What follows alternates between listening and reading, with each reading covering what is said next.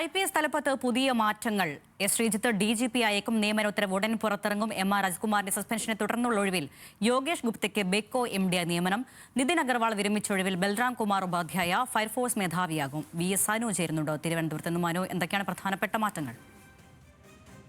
അരുണ്യ, സംസ്ഥാന പോലീസ് മേധാവി അല്ലെങ്കിൽ DGP റാങ്കിലേക്ക് ADGP എസ് ശ്രീജിത്തിന് പ്രൊമോഷൻ ലഭിക്കുന്നു എന്നുള്ളതാണ് ഈ ഏറ്റവും പ്രധാനപ്പെട്ട വാർത്തയിൽ പുറത്തു വരുന്നത്. ഇത് സംബന്ധിച്ച ധാരണ ആയിട്ടുണ്ട്. നാളെ ഇത് സംബന്ധിച്ച ഉത്തരവിറങ്ങുമെന്നാണ് ഇപ്പോൾ ആഭ്യന്തര വകുപ്പുമായി ബന്ധപ്പെട്ട് നമുക്ക് മനസ്സിലാക്കാൻ വേണ്ടി സാധിക്കുന്നത്. മറ്റൊന്ന്, ഈ ബെവ്കോ MD ആയിരുന്ന സസ്പെൻഷനെ തുടർന്ന് ആ റാങ്കിലേക്ക് ADGP യോഗേഷ് ഗുപ്ത എത്തുന്നു എന്നുള്ളതും ഏറ്റവും പ്രധാനപ്പെട്ട ഒരു വിവരമാണ്. മാത്രമല്ല, സംസ്ഥാനത്തെ ഫയർഫോഴ്സ് മേധാവിയായി ബൽറാം കുമാർ ഉപാധ്യായ ADGP എത്തുന്നു.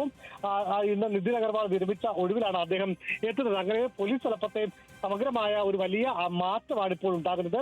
ഇതിൽ ഏറ്റവും പ്രധാനം DGP റാങ്കിലേക്ക് ADGP എസ് ശ്രീജിത്ത് എത്തുന്നു. നേരത്തെ മുതിർന്ന ഉദ്യോഗസ്ഥർ അല്ലെങ്കിൽ സീനിയോറിറ്റി കൂടുതലുണ്ടായിരുന്ന MR രാജ്കുമാറിനെതിരെ സസ്പെൻഷൻ നടപടി ഉണ്ടായ പശ്ചാത്തലത്തിലാണ് ആ ഒഴിവിലേക്ക് ഇപ്പോൾ ശ്രീജിത്ത് എത്തിയിരിക്കുന്നത്.